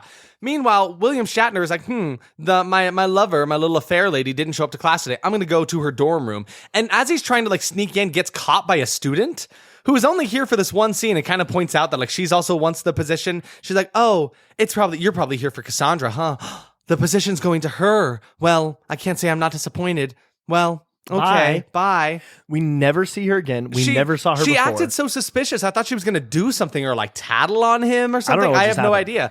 But anyway, William Shatner has a key into her dorm, which is Gross. so gross. Gross, I don't gross, know gross. how long the two of them have been having this affair, but it's yucky. I don't like it. Icky. It's icky. It's Hey, gross. it's me. I'm icky. You kind of sound like Science Jim. Oh shit! Science Jim? Oh fuck! My glasses didn't cover me up. Are you trying oh, a different? no. Are you trying a bit? Is Yeah. that what this is? Okay. I just thought it'd be fun if I came out and did different characters like you guys did. All right. sometimes. Right. We'll You brought me into my. listen. so I have Science to Jim. do We have to some- talk about like when we're gonna try new material on the podcast. Okay. So like next time, just run it by guys- us. Okay. You guys talk Derek, about you this with shit me on before? this? Well, Science Jim, here's the thing. We don't really talk about this stuff before it happens. Yeah, we kind of just like Oh. fly off the seat of our pants, you know. Are you sure? I thought, okay, bye. So yeah, he's not sneaky about his affair whatsoever. He's just he leaves messages on her answering machine. He's like going to her dorm. Like they are not private about this. No, not at all. There's even a scene way earlier. I forgot to mention this because this does kind of come up. The Rachel is staying behind to look through like the window of the door to the classroom and sees William Shatner going and speaking to Cassandra privately, and he hands her this little silver necklace in the shape of a heart. Yeah. So like he's not good at hiding this whatsoever. He would have been caught if this was a better movie. Yeah, but he just bought that from like a Claire's. It totally looked like one. But so he goes in, finds the dead body of Cassandra, sees the note. He's like, oh shit, now I have to like remove all evidence of myself in this room. But he actually does. Yes. And thank God someone here knows to be like, oh, if I'm going to touch things in here, I should probably use a little handkerchief, and not put my fingerprints on everything. Which makes me either think, one, they were super lazy writers, or two, they did it on purpose, where they're like, okay, she's just sloppy like Patrick Bateman was. But he wasn't. No. Even his weird fantasies, like the tarp kill in the first movie, like that's a pretty famous one. He wasn't taking any chances. Exactly. Even in those situations, it's just ridiculous to me. But Stupid. So anyway, so he confesses. He calls the therapist, who I guess is also his therapist, and talks to him about how he was having this affair with a student, and she hung herself. And this is where they think they're talking about different people. Yeah. So now the therapist thinks Mila Kunis is dead. Yes. And William Shatner thinks they're on the same page about that, right? Yeah. So that's where that goes, basically. And so Starkman, William Shatner, is so distraught about the death of his lover that he goes on a sabbatical and is like, there's not going to be a TA position for next semester. Yeah, because he's not going to be there. And he hides in his office and drinks. Yeah. And Rachel takes is not Valium. happy about that. So what does she do? She wears Cassandra's dress and the necklace and does her hair the same. and goes to like seduce Professor she doesn't. Starkman. She has short hair. But anyway, she goes does to, up her hair. She goes to seduce the man. Produce it. She goes to produce the man. I'm here to produce your next movie. I'm here to produce your next sabbatical. One thing I want to mention about William Shatner before his ultimate demise. Is that he's spoilers, bad? Is he's He terrible. sucks? Yeah. He's so bad. Literally right here, I wrote a note that just says Shatner's acting is so bad. It's funny. Like, he's a great actor. I love William Shatner, but like, Not in this one. He is so forced. I swear he just did this for some like money on the side or Honestly, something. though, or like as a favor to Morgan J. Freeman. He probably thought it was the regular Morgan Freeman. It's like, sure, Morgan Freeman, anything for you. Wait, what do you mean Morgan J. Freeman? Who's this man? Oh no, I'm in too deep now, but I'm getting paid for it. But I'm getting paid for it. But he does everything like this. Yes, which exactly. is what he did in Star Trek 2. And so- but in this movie, it is worse. It's Let terrible. me keep doing this, Isaac. No, okay, so now he's telling her that he's honestly kind of antagonizing her. He's like, what makes you think you're going to get the position, right? He's like, there's plenty of other candidates more qualified for the position, right? And then she's doing this weird thing where she's trying to start seducing him, massaging him on the shoulders. And then he sees her necklace and he's like, where did you get that? She's like, I'm confused. What do you mean? You gave it to me. And so she's like gaslighting him into thinking that it's been her this whole time. She's like, I've always loved you, And then she's telling him, yeah, she's in love with him. And he's just like, this is weird. I can't be doing this. And then we find out that the babysitter from the beginning that was getting killed by Patrick Bateman was also having an affair with William Shatner at the time, 6 years ago, because she brings up that name. He's like, how did you know? That was 6 years ago. She's like, well, I was babysat by Clara was her name. I was babysat by Clara, and she told me all about your little affair, which, like, why the fuck would you tell a little 12-year-old, hey, by the way, I'm screwing this old man? Like, do you want to hear all about this? Come sit on my lap, little 12-year-old. Let's talk about this. Yeah, let's talk about this old man that I'm screwing. It's really super gross. But yeah, so that's what made him leave the FBI at the time, because then he found out Patrick Bateman killed her and he couldn't deal with the grief anymore. It was too much for him for one of his other affairs to be murdered, and so he quit the force, and that's why he's a professor now. Yep. Which is just moronic. That's a plot. It was just stupid. I did not need that to tie in at all. It could have just been left where it was. That was kind of this movie's exposition dump a little bit. A little bit, I guess. Yeah. And I hated it. But anyway, she kind of like, and like Shatner's kind of like, he's on some pills that he's been taking for his grief. He's been drinking a little bit. He's a little bit woozy. He just walks backwards towards an open window, and then Mila Kunis just blows him a kiss, and then he just whoop, and he just like tumbles backwards for some reason. I don't know why. And I don't understand. That was really mean. I don't know what her plan is here now, because he was supposed to be her ticket to getting to Quantico, right? So like, what is she going to do now? I don't understand where she's going with this. No one does. But also, as she was leaving, the janitor saw that happen. And as she's walking away, she goes, nice mop. And I was like, okay, cool. No need to cover that up, I guess. But then later on, she's driving away with the body of Starkman in her car. And she's drives past a dumpster where you see she has impaled the dude's head on his mop. I did like the way that looked. That looked pretty great. That was one of the few moments that I was like, okay, that was kind of a cool moment. I like that. Kind of a gruesome kill, just shoving the mop like through his mouth up through the skull. It was kind of wicked. But then she's speeding through the parking lot and she almost hits the freaking security guard. Yeah, and so she gets like basically pulled over by him. He kind of just calls her out. She's like, hey, stop the car. Back up. Yeah, back that's up. right. Okay, yeah, you come back here. Past me. Come on, back up the car. Not in my parking lot, Sally. Yeah. Get up here. So then he sees the body of William Shatner in there. He's like, oh shit, and then she kills him. Yeah, it's not really much to that at all. We don't see it. She's not cunning. She's not wise in her choices. She's not cool. They have failed to make her any sort of interesting killer whatsoever, because Patrick Bateman had all of that, Yeah. He like was a complete psychopath, but for some reason he had this like swagger about him that you like couldn't help but be like interested in everything he did. He's a lovable, terrible person. Yeah, he's quite a terrible person. I think a lot of that is attributed to Christian Bale was a fantastic actor at the time, right? Mm-hmm. And his performance in that movie is fantastic. Very, very, very good. Mila Kunis is really not giving us anything. Yes, exactly. So now her parents show up, surprising her for spring break. They show up for like her mom's birthday dinner or something like that. Yeah. And at dinner, Meg, Mila Kunis, Rachel, whatever you want to call her. Meg. I'm not even going to try it. She gifts her mom the necklace that was gifted from William Shatner to Cassandra that she stole off her dead body. Yeah. This necklace has come around a lot for no reason whatsoever. And then, Derek, what did you mention about the dad, her father figure? Oh, dude, he's Paul Giamatti. Yeah. At first I said he looks like if Steve Harvey and Dr. Phil had a baby, and then we realized that's kind of just Paul Giamatti. Just Paul Giamatti. Yeah, honestly. Go right now, look at a picture of Paul Giamatti, Imagine him looking a little bit more like a shrimp. Yeah. And that is this man. Dinner's not going well either. Like, her mom is just trying to talk to her about stuff, and she has another one of those voiceover monologues, which are a lot of in this movie, and just talks about how, like, you ever just want to, like, I don't know any daughters that want to, like, rip out their mom's vocal cords in front of them, like something so crazy like that. So here's one thing though. Let's tie back to the original, like the opening scene of the movie. Yes. She says, and I quote, "Oh, this bothered me so much. Script, no, I gave him that. That was Hey, me. thanks. I gave him that script. Thanks, Scrippy. I love you so much. I love you." Thank you. Go back to hell. Yep. It said, "I couldn't wait to grow up. The next 6 years of my life were a blur. My parents wrote me off emotionally. My mom became a raging alcoholic, and my dad was busy fucking the secretary." Pretty cliché, right? Cliché. I think it's supposed to be cliche, but they spelled it wrong. Yeah, but I like cliché. Pretty cliché. But so they've established that, and that was something that I disliked in the beginning of the movie, trying to make it really gritty and edgy, you know?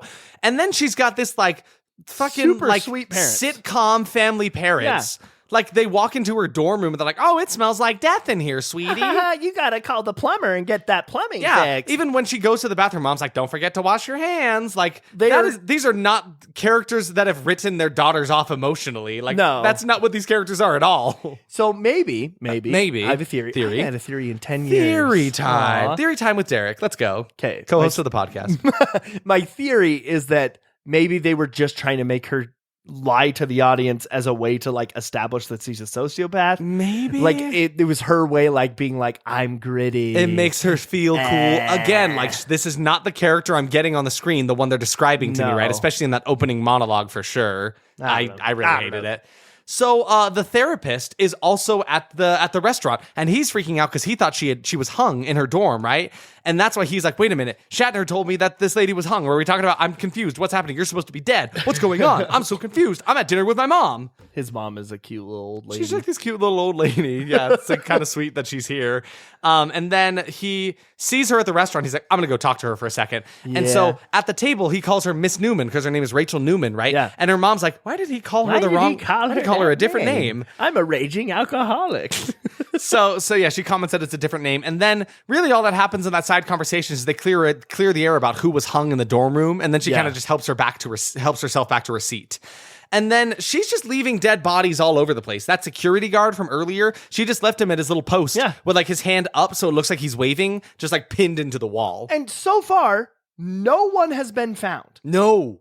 Like, People are dying all over the place. I'm not entirely sure how much time has passed in this movie. Maybe days, but if it's weeks, someone would have found these bodies. We have definitely passed at least more than one day with that guy in the specifically in the library. The library, because, like, the guy in the library was there. She left Miss Gertie at her house, which is fine, but, like, people would notice she wasn't at work, right? If a student was murdered in the library of a college, people would start talking. Absolutely. You're not just, like, did she just put him in a position where it looked like he was sleeping? People would notice him eventually. No, and he would start to stink. Yes. They close up every night. Exactly. They're not going to leave it open. It's so wild. Also, this other girl, Cassandra, she's been hanging in that room for a while now. Yes. I doubt like, she was that the would only probably start to roommate. smell. People would notice this. Yes. Like, I don't understand why no one has found these other bodies yet. And that kind of ties into the next scene, because now the therapist goes to Starkman, William Shatner's office, finds out he's not there, and he suspects foul play, right? Ooh, so he goes to the police station, goes to file a missing persons report, and apparently Starkman's wife has also tried to file a missing persons report because he was supposed to show up for like the retreat for spring break, right? Yeah. And now we find out, apparently there are just a bunch of missing persons reports that have happened this year. Yes. And these cops are so humdrum, don't really mind this. No, they're like, "This never really happens in our town, but They're like, it's all right." They're kind of comedic, the two main cops that we see in the They're scene. funny. I don't understand why the two of them are I would here. argue they are the best part of the movie. They feel like they belong in a different movie, Yes, honestly. like a buddy cop movie. But we find out that apparently Rachel Newman was a student, and they filed a missing persons report about her. And so what had happened was Mila Kunis came in, killed her, and took her identity. Yeah. So that's why they thought that they're like, her mom's like, "Why is she calling her the wrong name?" Because that's not who she was. not her name. Yeah. That's not my name. And they were like, "Well, didn't her parents come to look for her?" They're like, "No, she was an orphan." This is the only moment where I'm like, okay, Mila Kunis, you thought this one out. She because did. you picked a student that didn't have parents that would come looking for her. Yes, and she looks like her. Yes. So like, okay. I'm sure it's probably way more complicated than that, but yeah. So the real Rachel Newman was an orphan. So this is a non-Rachel Newman. She's a liar. So one thing we should mention though, it does mention these missing people's reports. The ones we were just complaining about weren't missing people. No, they've not been filed yet. No. I don't understand why that's happening. What is happening? They said, oh, we got a new one. They just barely got a report for Gertie, the lady with the cat. Yes. And so, like, they're days behind at the very least on what's going on in this situation. There's a kid dead in the freaking library. You should go check that out. It's crazy. Crazy So, as speaking shit. of keeping dead places, remember how we were talking about how she let Brian into her room and she was hiding something? Oh, she yeah. has the, like, rotting corpse of the real Rachel Newman chilling in her closet. Just chilling. Just in a body bag. Just, yeah, it's having a good time. Don't even worry about it. But yeah, so she takes it, puts it in her car. She puts Starkman is still in there in her car. He's just sitting there under a tarp. That's how she's hiding her car, which doesn't look suspicious at all. And then we just mentioned she does these attempts at like doing like the whole psychopath talking to themselves, and it just never works. It's so does it bad. so much, I though. hated it all the time. Anytime it happened, it was bad.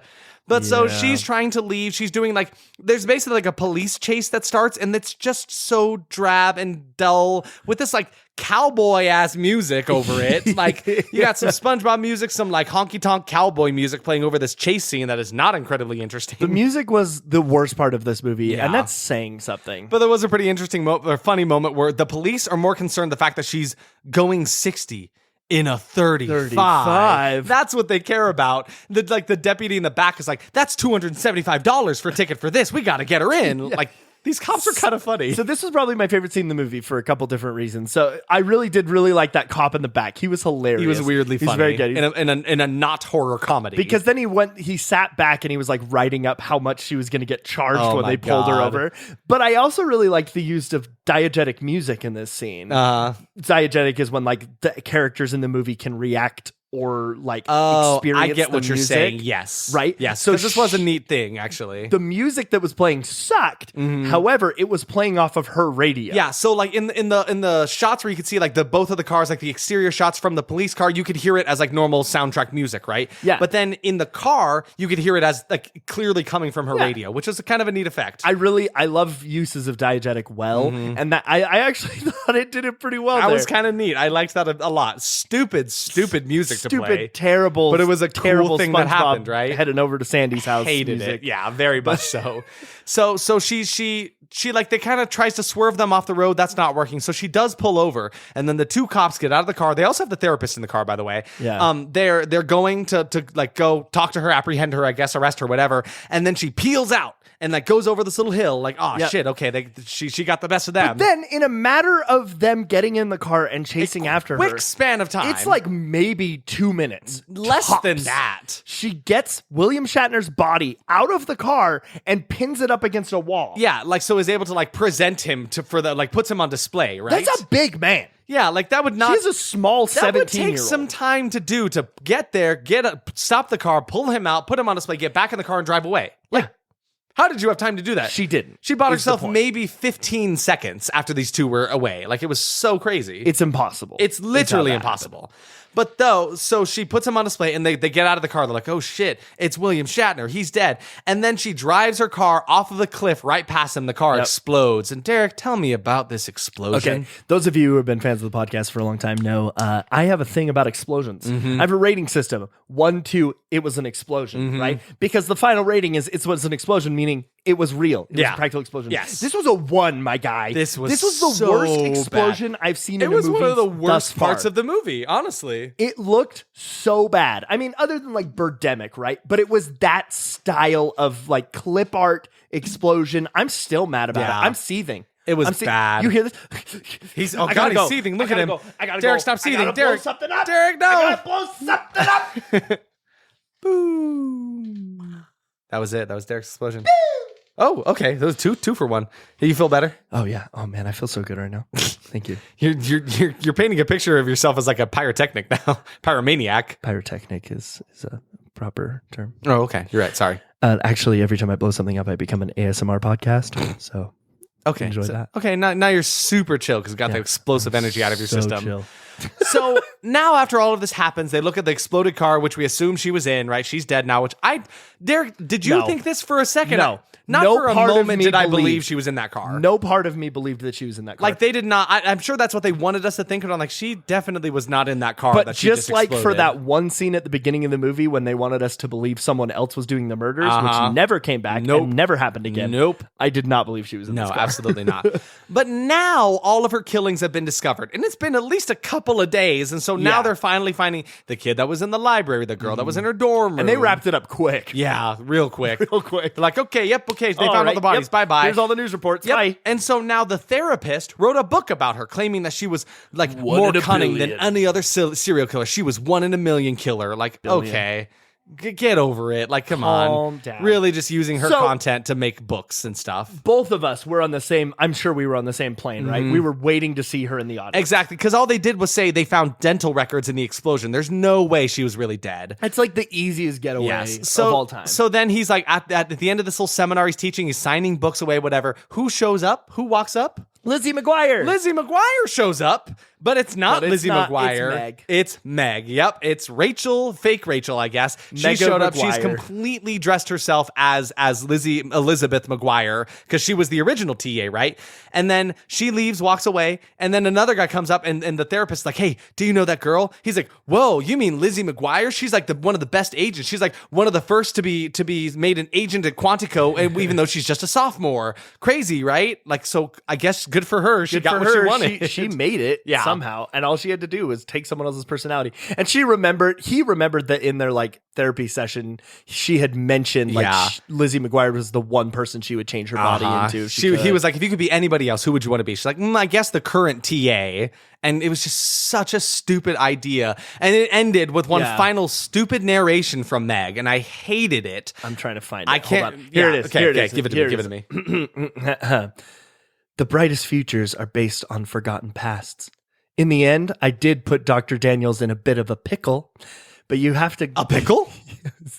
but you have got to give to take. He gets his national bestseller, which is ever so flawed. I wonder how he sleeps at night, knowing I still walk the streets. Oh my God. Me? I need him to know what's the point of pulling it off. The perfect set of murders to realize my dream. If there isn't someone alive who knows, it would be as if I had done nothing at all. Okay, that was so hard to read. Oh my God. And then she stares into the camera. It shows like the crime scene where her car supposedly blew up. Yeah. And there she And was. there like she was. 20 feet away from it. Not covered just by anything. Spooky, Broad staring daylight. into the camera. Like, wow, so mysterious It felt and like ominous. that meme of that girl turning away from the burning the building. fire. With the Yes. smiling It face. totally looks like that. Yeah. Oh man. That's it. We're But done. that was real fire, and it was cool. We're done. We're done. We are Lizzie McGon. Gone. Jesus. Let's talk about our expectations for this film, shall we? So for me, I said lots of Mila Kunis voiceovers that just sound like Meg, and this is one of the more accurate predictions for a movie to date. Yeah, Like, absolutely. could not have been more accurate in that regard. My first one was absolutely nothing to do with American Psycho 1. They really tried. They really wanted tried. it. They sure But you can did. so tell that all of it was pasted on. Yes. Like you can tell they just did some rewrites and pasted them on. Clearly, it was because not the meant to be that sections way. of movie between the Patrick Bateman talk Yes. had nothing to do with it. No, absolutely not. I just wrote very bland movie that won't live up to the original. And this movie, just like you said, tried way too hard and it failed at every single turn. Yeah, it really absolutely, did. absolutely. Rough dialogue. I mean, it wasn't like terrible dialogue. It was just corny. Just boring, and it didn't uninteresting. work. And there was too much of it, and so much of the dialogue contradicted itself. Yes, exactly. Like So. they confused all of us often. Very, very often. I just wrote lame kills, and the only one that I actually enjoyed was the death of the janitor, and we didn't really get to witness it, just the aftermath, right, of his head in the dumpster with the mop, which was through it. cool. I did like that, and that was really the only one that I enjoyed. Yeah, same. I will not be able to get over Mila Kunis. I mean, it's exactly what you said. Yep. It was right on the money. I could not get over it. It drove me insane. It's not that she has a bad voice. It's just she wasn't really trying. No, it just at sounded all. lazy, and more often than not, just sounded like Meg Griffin from Family Guy. Yeah, so, exactly. I wrote no likable characters. Nope, none at all, except maybe the idiot cops at the end, just because they Maybe. were kind of funny to They me. were just a little silly. Yeah, they were a little silly. They weren't there for very long. But yeah, I still think that expectation was very accurate. The kills will be the only saving grace of the movie. What kills? What kills? They were all off screen and George, lame. what George, kills? George. You like kills? You like kills? You should check out this new show, American Slayer. Jesus, I forgot. Forgot about that. Yeah, it's me, Billy Bob. I'm an American Slayer. Hey, it's me, Jerry Seinfeld. Nice to meet ya. Oh, you've gutted me. Billy Bob, why would you do that? Well, you know, I do what I can to kill Jerry Seinfeld. Hey, man, it's not work, but it's honest work. So we established Billy Bob was the winner of American Slayer. He definitely won that, but Jerry Seinfeld was also there. Now we've established that much. And then my final expectation just says, how did this not kill Mila Kunis' career? And boy, am I curious. Am I curious, because I feel like it should have after this. Mila Kunis, I know you're listening to this right now. Come on as a guest. Yeah, talk to us about what the hell happened with this movie, huh? And it will try way too hard. Yeah. It was nonstop. Yeah, totally tried way too hard. So rough. Yeah. This movie had absolutely no jump scares. Yeah, none. And it had 11 deaths. And I wrote one for each positive point of review on Rotten Tomatoes. Ooh, yeah. Hey. That makes sense. One for every kill, unfortunately. Pretty funny. So the surprises for me, I'll just go through all these here. I was just surprised at how much they can talk about a character that is on screen and none of it is true. Yes. All they did was talk about how cunning, psychotic, clever she was, and she was just giving such a boring performance. It's like they were talking about somebody else the whole time. Like, that was a surprise to me. Just the fucking music. What was that about? It sounds like it was completely ripped from episodes of SpongeBob, in all honesty. Yeah. That was a surprise to me. And then the only other surprise I had was the fact that they had Patrick Bateman involved at all and kind of ruined his whole mythos with one scene. I really hated that. No, me too. ABC style sitcom music, SpongeBob music. I can't even begin to say how big of a surprise that was for me. Yeah.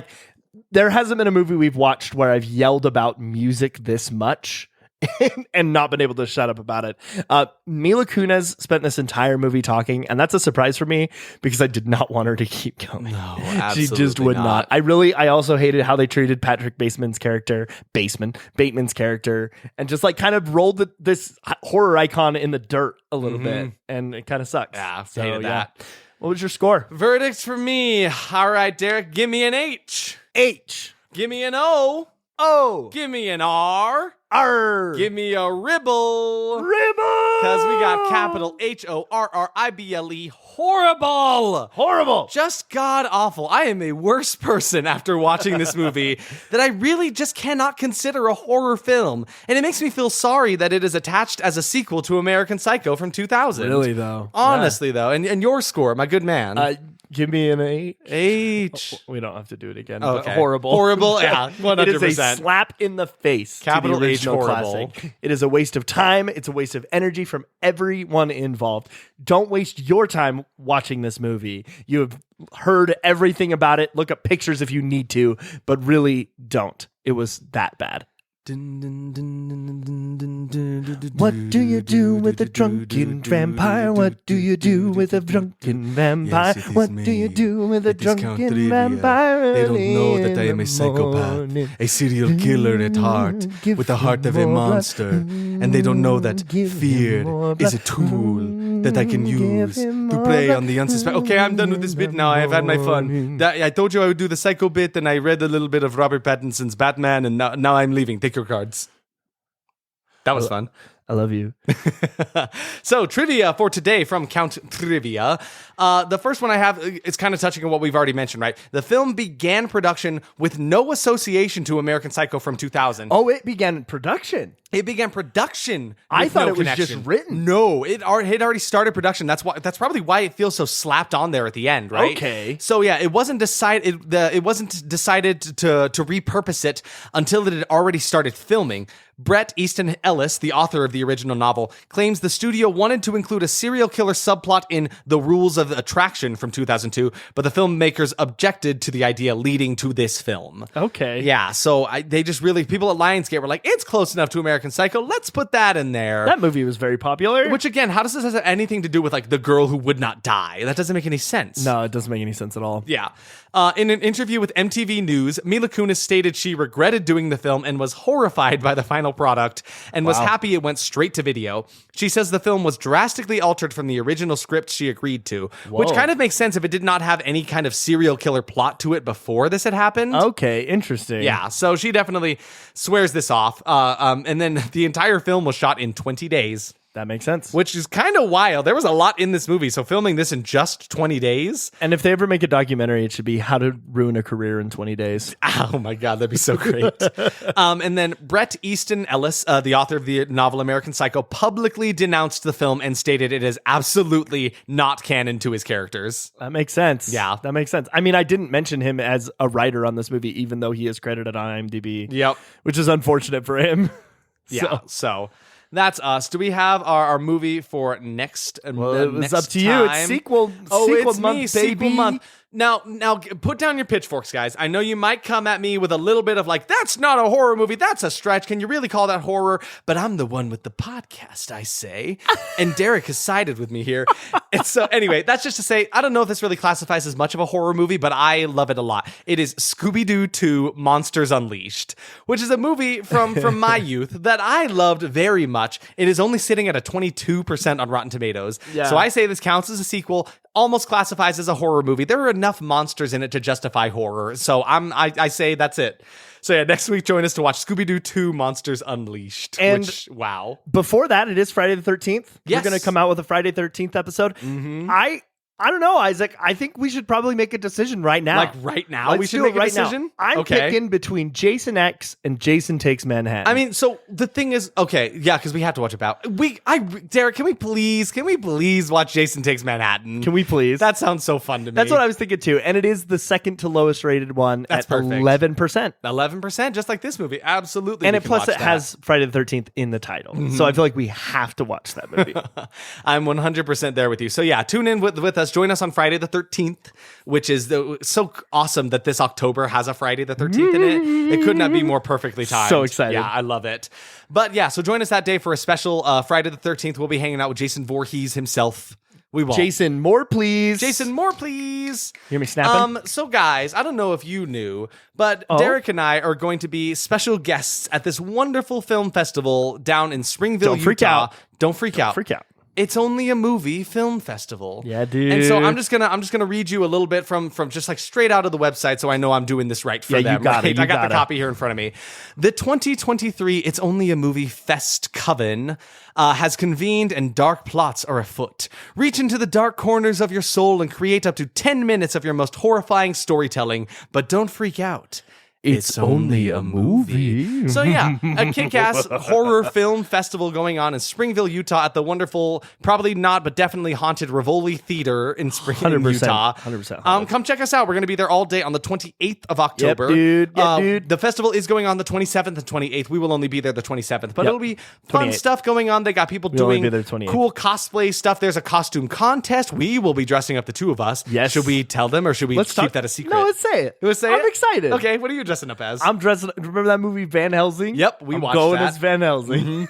And he's going a little more like true to our podcast because that was a movie that was rated low enough for us to watch for the movie or for the Yeah. podcast. That was Yeah. a movie low enough. Anyway, he's doing that. I am going with a much better movie. Unfortunately, I'm going to be dressing up as Ash Williams from The Evil Dead, chainsaw hand and all. Do you know what Evil Dead is rated at on Rotten Tomatoes? That's actually what I'm looking Probably at. a lot higher. I mean, yeah, okay, yeah. None of them go below 60. That- and 60's I mean, that pushing makes it. sense, honestly. 60's pushing it. So So Very yeah, good. so those are going to be our fun costumes. Come join us. Please join us for the spookiest festival in the greater Springville area. You can check those guys out on Instagram. They've got just one word. It's Only a Movie Fest. So please go check dude. them out. On the subject of socials, go check us out. We are also on Instagram at that_was_horrible, Twitter at TWH Podcast, Facebook at That Was Horrible Podcast, and YouTube is still up and kicking at That Was Horrible. Oh, it's me. Guys, okay. Listen, I'm starting my own show. It's called Science Gym Are you leaving Hour. us? You've got this little. I You've got a can't- little briefcase. I can't didn't do make you a this little anymore. briefcase. Where did you get that? created me, and I understand what death is now, and I don't want to be a part of it anymore. And I I'm can't scared do it. for you. I can't Please. do it anymore. Science Gym is out. He's No, out of no, here. please. I No, can't do no, it. please. It is me, Count Trivia. You I cannot Count leave me here. Trivia. You cannot leave me here with these fucking idiots. Count please. Trivia. Please save me. You take me are, with you. Okay. Take me with you. Goodbye. Wait, hey guys. Okay, you gotta go. Back. Guys. Guys. We're puppetless. Oh my god. They left. They're gonna go do their own thing, I guess. Okay. All right. Well, join us. I guess I'll have to start looking for trivia, I guess and guess you're I'm gonna have to gonna find just- fun science facts. well, Stay spooky. Anyway, stay spooky. Thanks for listening, everybody. Love you. Love you.